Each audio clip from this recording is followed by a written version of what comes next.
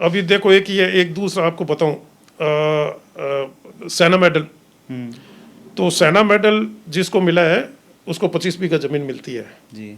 तो इनमें उन्होंने अभी इस पे कर दिया कि 96 से पहले पहले का जिनका सेना मेडल है उनको तो उन्होंने ज़मीन दे दी। 96 के बाद के जो सेना मेडल है वो नहीं दे रहे। पुराने जो सीएम थे जो अशोक गहलोत, उन्होंने अनाउंस भी कर दिया, अप्रूवल भी आ गया, लेकिन अभी 40 या 50 के करीब जो सेना मेडल होल्डर है राजस्थान के, तो उनको मतलब अब बेचारे वो दर दर की ठोकरें खा रहे हैं, कोई मतलब सुनाई नहीं हो रही उनकी। जी, ये एक सम्मान दिया जाना था, ऐसा नहीं है कि जो है वो आपको, एक तो होता है अधिकार जिसके लिए आप संघर्ष करते हैं, ये तो मान था, आगे से होके देना चाहिए था। आगे वही तो है ना, सबसे बड़ा देने ये वाला भी झुक दुर्भाग्य है के कि दे और ये मांगने वाला भी भाई आज आदमी कोई अच्छा काम देश के लिए करके आए तो उसके घर पे आके करो आप। ये बड़ी बात है। आपको ये घर पे जाओ और घर पे जाके आपका मतलब ये काम, हमारी तो ये रेजिमेंट्स है तो काम चल रहा है। जो कोई शहीद होता है जैसे जिस यूनिट का है उसके यूनिट से टीम आती है, सारे डॉक्यूमेंट्स करती है सारा। तो फौज के की तरफ से जो लागू है उसमें एक सेकंड लेट नहीं होता। वो 1 महीने वहाँ बैठते हैं, सारे डॉक्यूमेंटेशन पूरे कंप्लीट करेगा फिर भेजेगा। लेकिन जो राजस्थान गवर्नमेंट से मिलता है, जो सेंट्रल गवर्नमेंट से मिलता है, उसमें ये चक्कर काटने वाला सिस्टम है। लेकिन आर्मी की तरफ से जो मिलता है उसमें कोई नहीं है। जिस यूनिट का शहीद है यूनिट के ये स्टाफ आता है, पूरे डॉक्यूमेंटेशन कंप्लीट करेगा, इंश्योर करेगा इनकी फैमिली पेंशन या बैटल कैजुअलिटी पेंशन ये सारी स्टार्ट हो गई हो। जी। जैसे मुझे जहाँ तक ये ध्यान है कि पहले शहीदों के जो है वो पार्थिव शरीर घर नहीं आते थे पहले। हाँ हाँ, तो ये कारगिल से ही शुरू हुआ। तो पहले क्या करते थे सर? पहले वो अगर डेथ, मैं अब बताऊँ, मेरे यूनिट का 62 वॉर, तो मेरी ये फर्स्ट पोस्टिंग अरुणाचल में थी। तो अरुणाचल में अपनी एक ये 62 वॉर में ये हमले के लिए सेकंड राजपूत थी, एक आर्टिलरी यूनिट थी, एक राजरिफ थी। तो उनकी डेड बॉडी हमारी, जब हम बंकर वंकर तैयार करने अपने पोस्टों पर जाते थे, तो उनके क्या, जब कोई वॉर में जाता है तो अपने यहाँ एक गले में और एक यहाँ हाथ में डिस्क पहनता है, तो उसमें उसके नंबर होते हैं, और उसका अगर हिंदू है तो एच है, मुस्लिम है तो एम, ऐसा लिखा होता है, ताकि क्या मतलब अगर इसकी बॉडी मिलेगी उसी हिसाब से उसका अंतिम संस्कार किया जा सके। तो 62 के हमें मतलब ये 88-89 में हमें मतलब ये डेड बॉडीज वगैरह उनके वो कंकाल मिले। बहुत ये अच्छा कौन से साल में मिले आपको? ये 88। 88 मतलब करीब दशकों बाद मिले सर। तो 26 साल क्यों बाद। ये वहाँ ये बर्फ के अंदर ये पड़े रहते थे, जब बंकर वंकर जब ये होते थे, तैयार होते थे, तो उनके कंकाल वगैरह। जी जी। तो लेकिन अब ये बहुत अच्छा हुआ है, और अब ये मतलब ये पे वगैरह भी बहुत अच्छी हुई है। एक मैं वो एक गीत सुनता हूँ, मार्चिंग दस्ता, पैरामिलिट्री फोर्स है, असम बटालियन, असम रेजिमेंट। हाँ हाँ, असम रेजिमेंट, असम रेजिमेंट, ये ना?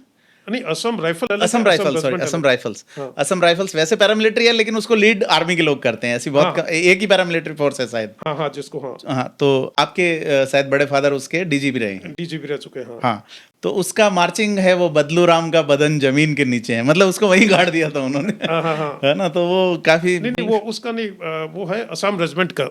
असम रेजिमेंट का हाँ, है। असम राइफल अलग है, असम रेजिमेंट अच्छा अलग है। अच्छा, असम रेजिमेंट का है वो।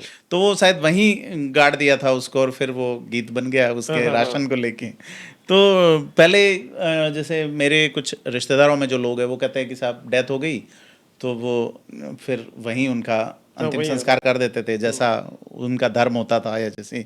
लेकिन कारगिल के नहीं, बाद ये। कारगिल के बाद बहुत अच्छा पैकेज भी बहुत अच्छा आ गया।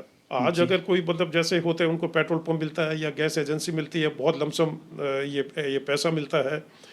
और अभी ये भी है कि मतलब पहले क्या था, जो केवल ये फैमिली को मिलता था। अब उन्होंने कह दिया अगर ये पेरेंट्स डिपेंडेंट है तो कुछ ये पेरेंट्स को भी हाँ, ये बड़ी बात है। पहले कई कई किस्से हमने ऐसे देखे जिसमें शहीद हो गया, फिर पत्नी को सारा मिल गया, पत्नी बच्चों को माँ दादा दादी के पास छोड़ के कई जगह दूसरा विवाह कर लिया, दूसरा जीवन शुरू कर लेते हैं अक्सर। तो नहीं नहीं, पहले ये था कि अगर वो दूसरी मैरिज कर ले थी तो कुछ भी नहीं मिलता था। फिर उसमें वो ये अमेंडमेंट आया कि भाई उसको मैरिज का तो अधिकार है। भाई आज अगर मतलब जो उसको मिलना चाहिए वो आप डिनाई थोड़ी कर सकते हो। हाँ बिल्कुल। तो अब जितने भी जो मिलते हैं, चाहे आप दोबारा मैरिज कर लो।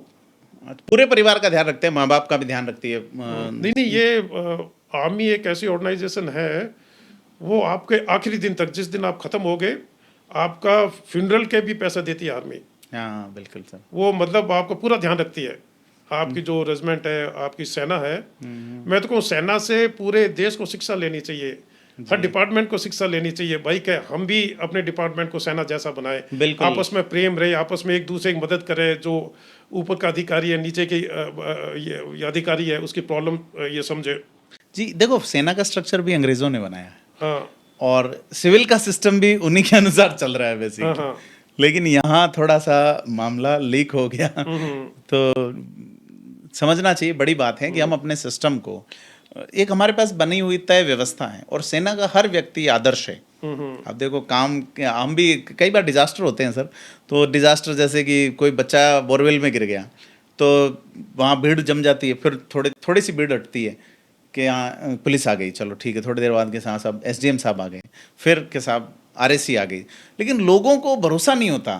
जैसे ही सेना आ गई लोग कहते हैं हाँ अब निकल जाएगा। तो ये भरोसा जो है, किसी भी तरह का डिजास्टर हो, बाढ़ नहीं, हो कहीं भी वगैरह हो, हो। जैसे गुजरात में भी रॉयट्स हुए थे, जी। तो रॉयट्स में जैसे ही सेना आ गई तो ये सब हो गया कि भाई अब अन्याय नहीं होगा, न्याय होगा। जी बिल्कुल। सेना पे सबको भरोसा है, इस देश को पूरा सेना के ऊपर भरोसा है। जी, तो ये और भरोसा सेना बनाने के लिए सेना जो एक लास्ट रिजॉर्ट है, सेना एक लास्ट रिजॉर्ट है, तो सेना को हर समय मजबूत रखना चाहिए। इनको जितने फंड की रिक्वायरमेंट है ये देना चाहिए, क्योंकि इनको सेना को अपन ये नहीं कह सकते कि भाई कि यार कि ये हमें फ़ायदा क्या है। जी भाई आज सेना का जो बजट है मतलब 7.5-8 लाख करोड़ के ये करीब हाँ, बजट है, बड़ा बजट है। पर ये चाहिए भाई, आज आपके दुश्मन कल को वॉर होता है, 2 फ्रंट पे लड़ना है।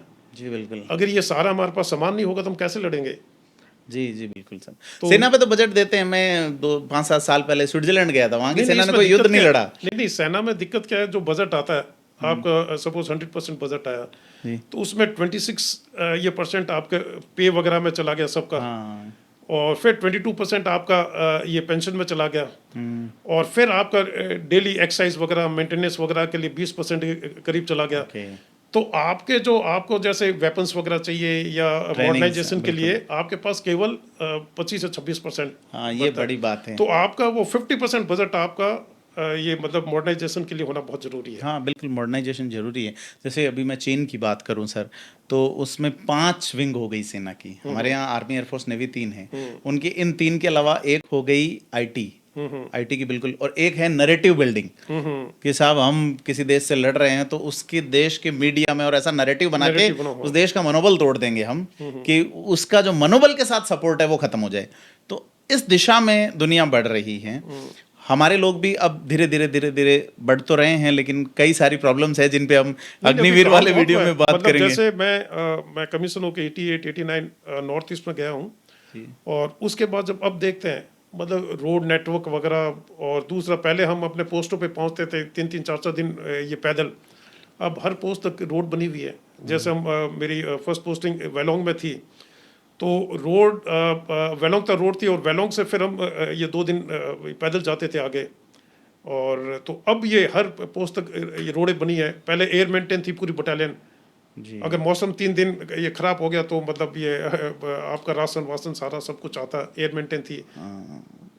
तो ये जैसे आपकी अगली पीढ़ी, जैसे आपके बेटे ने मना नहीं किया कि भाई नहीं नहीं, बिल्कुल, वो तो बहुत इच्छुक है और फौज में कर भी बहुत अच्छा रहा है।